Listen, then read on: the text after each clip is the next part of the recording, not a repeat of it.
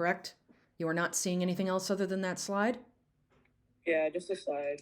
Excellent. Okay, so today we're going to talk about MC Escher. You've all probably seen a lot of his work, but many of you probably don't know a lot about him, his motivations, or his life. So we're going to talk about that. Today, we're also going to talk about sort of like how he researched in order to evolve his concepts. I've got a little quote there. We adore chaos because we love to produce order. He was a fairly interesting guy. His actual name was Moritz Cornelius Escher. He was actually born at the turn of the century, 1898. He actually died late. He was really old. He died in 1972. And I mean, as you know, he's one of the most famous he considered himself a graphic artist. And when we use the term graphic arts, we're actually referring to people who made illustrations, who made prints, and we're talking about pretty traditional printmaking. So the graphic arts itself comes from paper ephemera, typically, or mass production, right? It doesn't necessarily mean that these things weren't done by hand, because they were. So he considered himself a lifelong graphic artist, not a painter and not a drawer. He's obviously admired by millions of people worldwide. He didn't actually get much acclaim until late in his life. And you can find him really anywhere on the internet across the world. Any library and pretty much any major museum collection will have his work. So he was actually born in the Netherlands. He was the fourth and the youngest son, so he's baby of the family. After about 5 years in the Netherlands, they moved to Arnhem, which is another part of the Netherlands where he spent most of his youth. So he kind of grew up there in the Netherlands. So he's Dutch, right? So he speaks Dutch. Um, so he was an awful student, horrible. In fact, he failed almost all of his exams as he was moving up and through high school, and so his parents had absolutely no idea what the hell to do with him. They kind of thought, well, okay, his parents, wealthy, thought, well, we want to do him right, and so we're going to kind of put him in this big, kind of an arts trade school where they taught everything from architecture to the graphic arts, to letter setting and bookbinding. So he failed his final exams, and his parents did that. And after he had a little bit of a short interlude, that kind of put him in this school. So he starts taking lessons in architecture at the School of Architecture and Decorative Arts in Haarlem, which is, of course, a giant major city in the Netherlands. So after about a week of working, one of his professors approaches him and is like, "Wouldn't you rather be a graphic artist? You seem to love drawing. Why are you in the architecture program?" And so he changes his mind, and so he tells his parents, basically about a week in, that he's going to study graphic arts. So he's pretty much supported by this, and he had a teacher that was really, really close to him all throughout his life until he was killed by the Nazis. And his teacher wasn't very famous, but had moderate fame. His name was Samuel de Mesquita, and he was actually a Jew, and which is why he was killed by the Nazis much later in life. And he pretty much just showed his drawings and his lino cuts from basically middle school to this guy, and this guy was like, change your major, be a graphic artist, or graphic designer if we want to use today's terms. So he completes school, he travels for a long time throughout Italy, and he's super inspired by the architecture in Italy. Like he really was probably his happiest when he was living in Italy. He meets this young woman who is about 25 years old, which in today's standards at that period she's considered to be a spinster, but I think she's a young woman. Her name was Jetta Umaker, and he marries her in 1924. So they move to Rome, and he's not inspired in Rome at all. And they live there until about 1935. But he does these beautiful night drawings and night prints of the architecture in Rome, because the floodlights are actually lighting up the architecture, and that's primarily what he was interested in, was the planes and geometric architecture of volume and three dimensions. Well, what happened in 1935, guys, in Italy? 10 points to Gryffindor if you can tell me.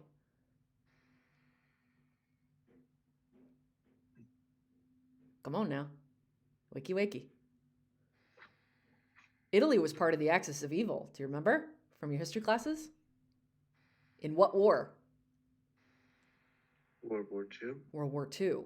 So he is Dutch, and the Dutch are super liberal, and they believe in democracy. They're pretty much social democracy is what they primarily practice. And so he and his wife are like, we need to get the heck out of here.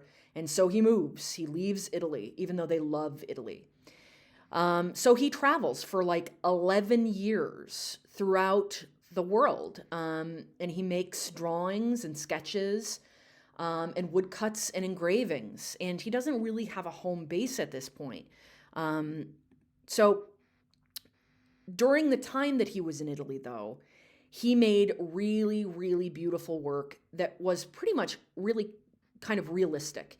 He said about himself he couldn't draw anything unless it was right in front of him. When he was in Italy, he made this particular print, which was called the Castrovalva lithograph, in which you can already kind of see his fascination with perspective. You know, it's close, it's far, it's high, it's low, it's still confusing. And they're kind of infinite, right? And so we got a little picture of him with a very strange little sculpture. So he ends up landing in a small town on the Amalfi Coast in Italy, which I actually spent some time when I was a child. I was a Navy brat, so I'm familiar with the Amalfi Coast. They grow amazing lemons there. And in 1931, you know, he makes these prints that kind of do really well. They're called Metamorphosis 1 and 2. And so he's actually most famous for the drawings and prints that he did when he was in Italy, and they're called the impossible drawings. So the ascending and descending staircases, that whole series and body of work, those were used a lot in book covers, and they're part of this metamorphosis interest. And he also started to do reptiles and images of air and water. So, for example, this particular print here was done from this Italian period that he's so well known for. So the trees that are reflected in the puddle are also the same trees that he used oh, no, I don't have that image included here, sorry. But he used a lot of repeated motifs in all of his prints and drawings. So you begin to see the same characters, the same people. He would sometimes use his wife, who he later became kind of estranged from. I've got a little video of him, but before we go into it, remember he died in like 1974, so we actually have, you know, footage of him working. So during his lifetime, he actually made like almost 500 lithographs. And lithographs are those prints that are done with a kind of grease pencil on top of a really smooth piece of rock that's been like sanded down. He did woodcuts and wood engravings and more than 2,000 drawings and sketches. Like, he was pretty prolific. He worked. And he did have a family. He had a wife and a kid, and he pretty much neglected them. And he didn't really make a living off of his work until midlife. In fact, he wrote pretty much every single day in his diary. And mind you, he came from some money, so his parents, you know, gave him money. Pretty much midlife, he was able to actually make a living from his work. So some, you know, just like, you know, some of his famous predecessors like Michelangelo, Leonardo, Durer, Holbein, he's left-handed. Not a lot of people know that. So I've got a little video of his work. It's not great, but it's of him working in his studio. And so he's creating this pen and ink drawing, essentially using cross-hatching of some snakes. And he's very interested in sort of the change or metamorphosis of animals into geometric forms. So here he is working on a wood cut. So he's carving away using his various chisels. He also did linoleum cuts. Those are really quite easy to carve away, but I believe this is wood. So all those tiny little lines are relief, and he's cutting around those tiny little lines. And if you screw up, there's no real way to repair it. So he's inking up his plate, mixing the color of the ink, which is primarily oil-based. He's using what's called a brayer, and he's mixing it using that as well, but also applying it to the brayer so he can apply it to his relief print. And you see that it's a cutout piece of wood that he's carved away in order to create incised lines and relief lines.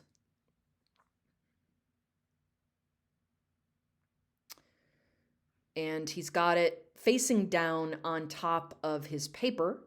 And the paper is fairly thin, so he turns it over using a kind of like piece of cardboard or something. And then he's going to rub at the back side of that paper. Sometimes you can use a spoon for this. He's using a clean brayer just to make sure that the contact relief of the ink is pretty faithful. And then he very carefully peels it away by holding one side so that it doesn't move, because it's still wet print. It's oil-based, just a reminder there. So it's messy. Pulls it away, and voila, it's amazing. And it really is amazing. So there's my original footage of MC Escher doing his work.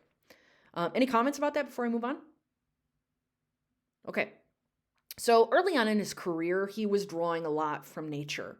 So he made a lot of studies from insects and landscapes and plants, lichens, and he used those primarily as details in his artworks, especially his later artworks.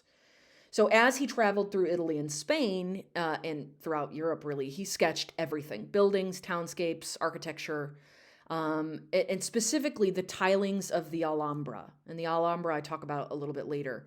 And he spent some time in Cordoba in Spain as well. And he became really more interested in the mathematical structures that were a part of these architectural spaces.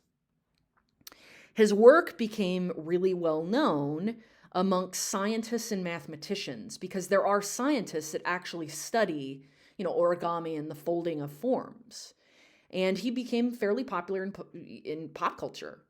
So we have 3 specific album covers here: Rush, Beaver and Krause, I don't know who they are, and Pink Floyd, who used his artworks for their album covers. He became especially popular when it was featured by a guy named Martin Gardner in his April 1966 book, Mathematical Games column in Scientific American. So it's a national publication. So people started to really generate interest in him in the late 60s. And apart from being used in a variety of things like, academic papers and technical papers, he pretty much appeared all over pop culture at this point. So he started to become interested in math when he visited the Alhambra. And the Alhambra, we'll talk about at length, but he was really focused on the geometrical symmetries that featured these kind of interlocking reptilian patterns. And they were featured on colored tiles or directly sculpted into the walls and ceilings of the Alhambra. And this really triggered his interest in the mathematics of what's called tessellations. And that's actually going to be what we'll be working on following this assignment. And it became a huge influence on his work. And the sketches that he made in the Alhambra really did form a major source for his work from that time on. He also studied the architecture of the Mesquita, like I mentioned before. And that's, Moorish. It's a Moorish mosque of Cordoba. If you know anything about the history of Spain, Spain used to be run by the Moors, by the Islamic Middle Eastern rulers. And the culture really was incredibly pervasive all the way throughout Europe and throughout the art and architecture of the region during that time. And it was about 1492 when Columbus sailed that ocean blue, when the king and queen of Spain, who were just the king and queen of the north, Queen Isabella, came in and literally purged them out of the country, violently purged them out of the country and back into North Africa. So during this time, when he was influenced by the Moorish architecture, it turned out to be the last of his long study journeys. So after about 1937, after World War II, his artworks were created in his studio rather than in the field. So he stopped really going out and about. His art correspondingly changed sharply from being mainly observational, directly looking at what he was drawing and, and rendering it, with a strong emphasis on realistic detail and things seen in nature and architecture, to being this kind of thing, the product of his geometric analysis and his visual imagination. So at the same time, even his early work already shows that his interest in the nature of space or the strange and unusual in perspective, really did culminate into an influence in the later work into multiple points of view. So these geometric figures that he was so inspired from are from this building, the Alhambra. And the Alhambra is a 14th century castle in Granada, Spain. I've been there. It's amazing. It's one of the wonders of the world. And he visited it in about 1922 and 1936. So the Alhambra is an ancient palace, and it's basically a giant castle. It's a fortress and a citadel located at the very top of the Sierra Nevada mountains in Granada, Spain. And it's from the 8th century. It's that old, and it was named for the reddish walls and towers that surrounded the citadel, right? The Sierra Nevadas. So in Arabic, it means, Alhambra means red fort or castle. And the walls of the Alhambra are full of calligraphic decoration, cursive and Kufic writing from the Kufi, and with sentences such as translating to "Only God is victor," and poems by poets from the era, right? All the way from like 1100 to 1300 or so. Now, the reason why you don't see any realistic or naturalistic renderings of things like animals or, the world around you, and why you only see calligraphy and geometric abstraction, 10 points to Gryffindor if you can tell me if anybody in here is Muslim. Why do you not typically see any images from the natural world in a Muslim space? Anybody know? Nobody? So if you're a follower of Islam, it's kind of a sin to draw or paint or render anything in the world around you, because only God, according to the Quran, is the great creator. And if you do create, draw, render images of the natural world, you will be damned in the afterlife every day trying to repeat it and trying to make it again and again and again. Sorry, there's a guy blowing leaves. He always blows leaves at this time. It's awesome. So that's why you see the calligraphy, because the calligraphy is actually taken directly from the Quran. So this space is, like I said, it's pretty darn amazing.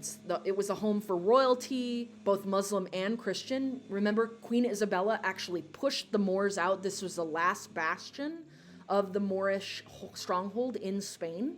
And she eventually resided in the Alhambra and didn't change it because it's that beautiful. The Alhambra's architecture is generally characterized by things like frescoes, decorated columns, arches, and the walls are really highly ornamented, and they poetically tell the story of a very turbulent era in what's known as the Iberian history. This is the Iberia region of Spain. So he moves to Switzerland, and during his years in Switzerland and throughout the Second World War, he works with a really big, crazy energy, and he makes these balls, these wooden carved balls, and he makes 62 of the 137 symmetrical drawings he will make in his life during this time throughout the Second World War. He also expands into this carving hobby, using the drawings as the foundation for cutting the wooden balls. So 1950, we fast forward, and Escher, together with 9 other graphic artists, had an exhibition in Antwerp, Belgium.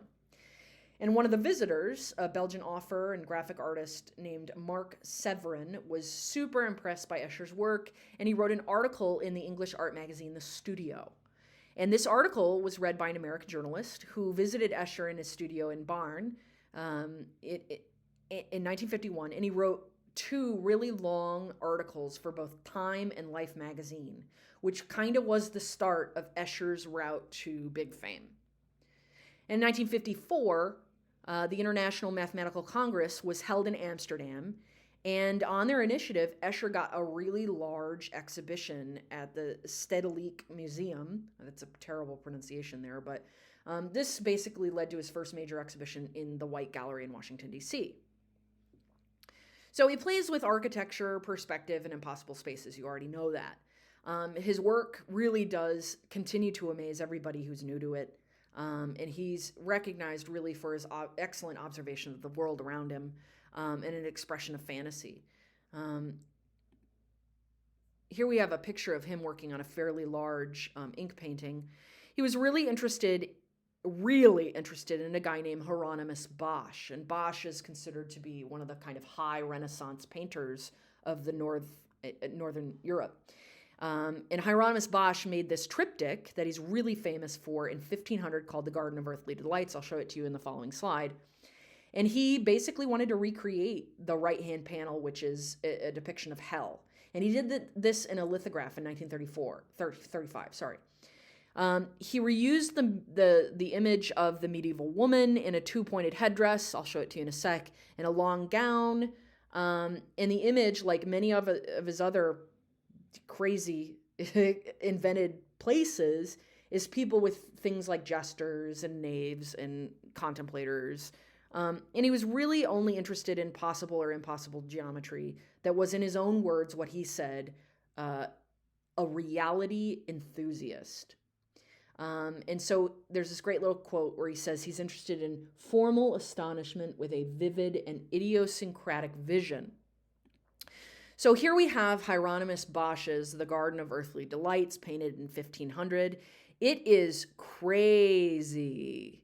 It is 3 panels because it was, sorry, I'm zooming in and out there, because it was an altarpiece. And so the altarpiece would be closed and it would hide the host or the Eucharist being given. And on the right here, we have the image of hell, and on the left, we have heaven, and in the middle, we have Christ pulling up the faithful believers in his second coming. And so the right-hand panel here, people are generally, you could say, being tortured to a really, really creative degree. Most strikingly, it's really sort of remarkable because this figure is described as the tree man. And it's described as the tree man, so this little man here, because his legs are formed by tree stumps. So these tree legs balance in 2 wobbly boats. They're in tiny little boats. And the creature, he's made up of kind of a broken shell. The head looks like a human head, and it's regarded by some to be the portrait of the painter himself. On his head, he's got a disc in which figures walk around it on an enormous, playing an enormous set of bagpipes, symbolizing lust. And the tree man, he looks over his shoulder. His eyes are focused on his own butt. In the fragment of the opening of his behind, inside his behind, is actually a tavern scene. And there are naked sinners in it going outside for a drink. In the bottom left, a kind of bride and groom are the point of entering the shell via the ladder. So you see that right here. It's kind of hard to see. And a lot of speculation surrounds the meaning of the tree man. And this is just one figure in a plethora of hundreds of weird symbol or stand-in figures in Hieronymus Bosch's paintings. Some people regard him as kind of this guy, as an evil counterpart of the tree of life, as the tree of death in the middle of hell. And we see over to the right here, Escher's version of this very segment of the Hieronymus Bosch painting. So despite the fact that he had wide popular interest in the end, Escher was, for most of his life, he was neglected in the art world, even in the Netherlands where he was born and bred. He was about 70 years old before a retrospective exhibit was held. And in the late 20th century, he became really widely appreciated right after his death, like many artists. And in the 21st century, he's been celebrated in exhibitions across the world. So that brings us to our assignment. We are going to create tessellations. And don't freak out, I'll walk you through it. You're to create a tessellation that demonstrates your knowledge of transformations, such as rotations and reflections and translations. In this drawing, essentially, the appearance of your tessellation should be neat. You're going to start out everything in pencil.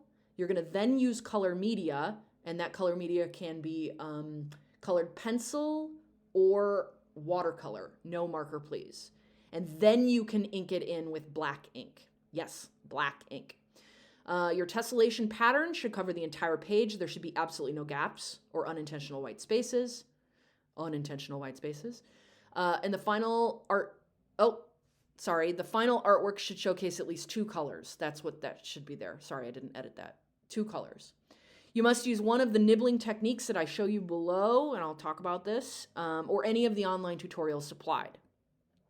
Here are 2 student examples done a good handful of years ago. Wow, 2007, from my second year teaching full-time, way back when, before I had gray hair. 2 tessellations. What you'll see here in this student tessellation is an image that's been lifted from Alice in Wonderland, and then a bat in between. This image over here, and funny enough, this was done in the fall semester around Halloween, so of course we have a monster one. We have the creature from the Blue Lagoon, and then we have bats, again, with an eye in the center. So, what is a tessellation?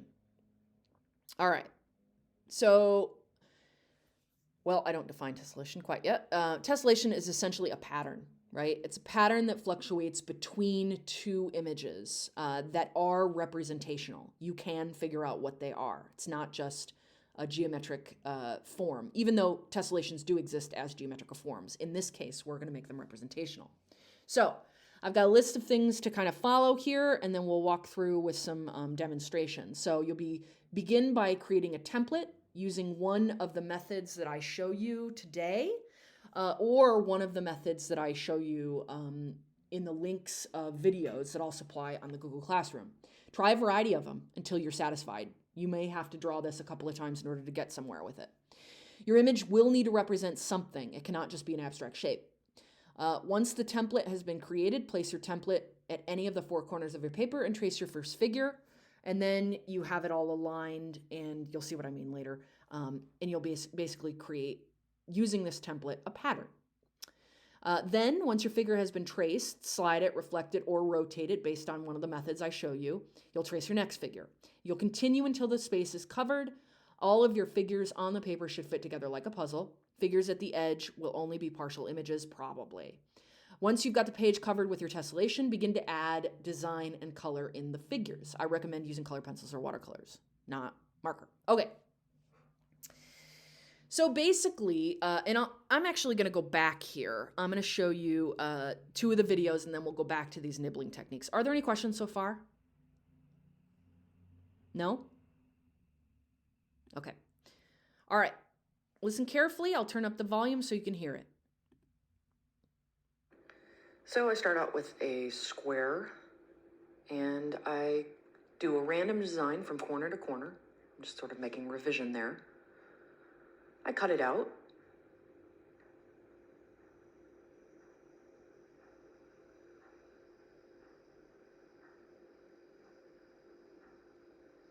I place it exactly at the top, lining it up pretty much exactly where it was initially, creating a mirror image. I'm very carefully taping it to ensure that it doesn't move and that there are no gaps. Take your time with this. I fold it in half if I want, but any other design I do on the opposing side needs to not go over the halfway mark.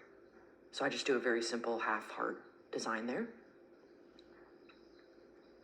I do the exact same thing, lining it up so that it's in the exact same spot, taping it yet again to ensure that it doesn't move and that there are no gaps. I'm going to flip it over and tape the other side as well before I actually begin. I can start tracing pretty much at any point on my paper, and I'm going to remind you here to trace using your graphite, your pencil, rather than your Sharpie. I'm simply using Sharpie here to better showcase my placement so that the camera can see. And I will fill throughout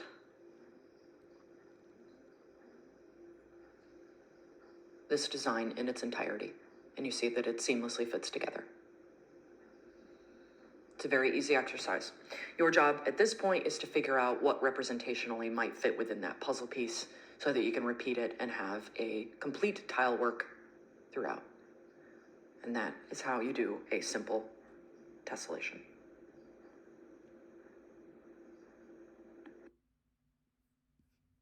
Okay. I've got a second one doing just a slightly different design, so we'll watch that real quick. All right, so I take a square piece of paper, I fold it in half, I draw a random design at the top, I cut that carefully out. I don't go past that half fold, by the way. I do not go half past.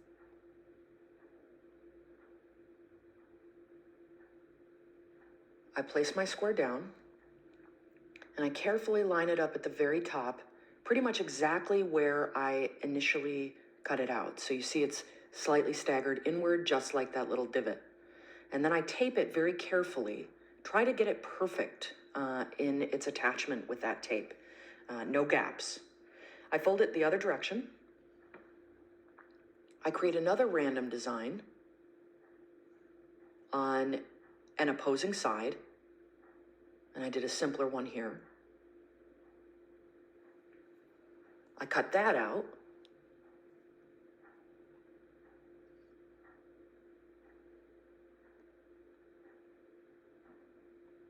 And then very carefully line that up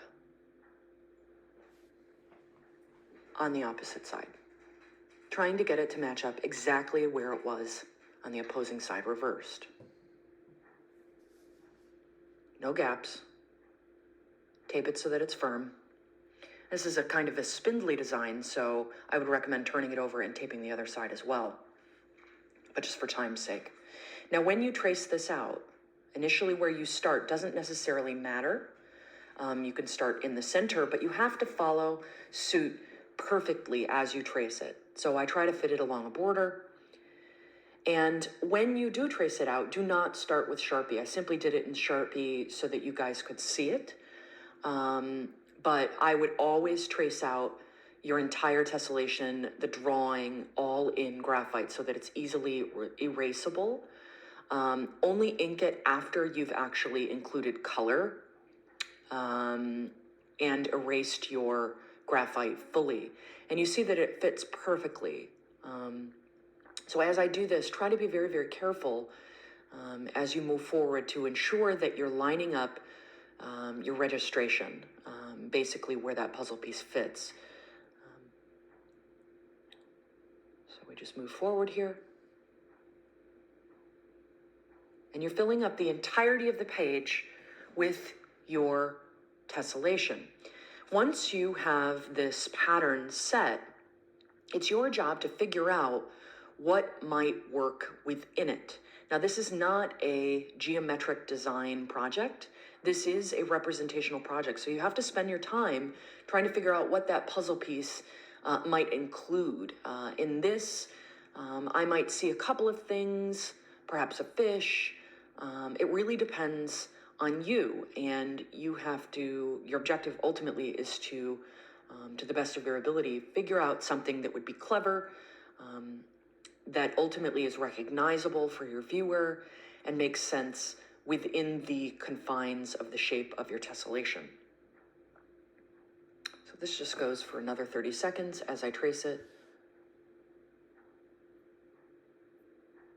I'm trying to line it up here. And if you're not careful with this, your tessellation will start to fall apart, and you will regret it. Personally, you will have a very difficult day. So as you line this up, you see what I've done there, and you just continue it on.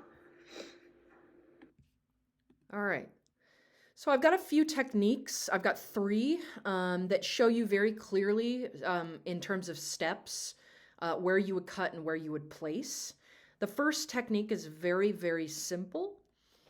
You start with a square. Now that square can be any size, but I would never ever go any larger than 3 inches by 3 inches. Okay, that means that your shape is going to be huge if you go any larger than that. I would recommend maybe 2.5 inches by 2.5 inches, and make sure you measure that square. Do not cut any corners, no pun intended, on measuring your square. Make sure it's a square. A really good thing to do with this is actually the Post-it note. So you cut out this little shape, and then you carefully and exactly place it in the same place, moving it downward. And then you can just repeat this over and over and over again. That's a real simple tessellation. It's kind of uninspired, but it's an easy way to do it. The other way to do it is to actually do the reversal of the technique. So you do a random design from corner to corner. You see this is from corner to corner, okay? So it ends in the edge. You cut it out, and then you flip it over and you put it on the other side. And by flipping it over and putting it on the other side, what's going to happen is as you make this tessellation, it'll look like it'll rotate. So it's a little bit more complex in terms of a pattern. And then the final tessellation is probably the in-between, the easiest one, which really does keep one side really simple. And this also rotates as well. So I've got that illustrated here. And don't fret, I actually have this as your, I have it in the PDF, so you don't actually need to refer to the video here in order to do it. So, are there any obvious, simple questions before I stop recording this?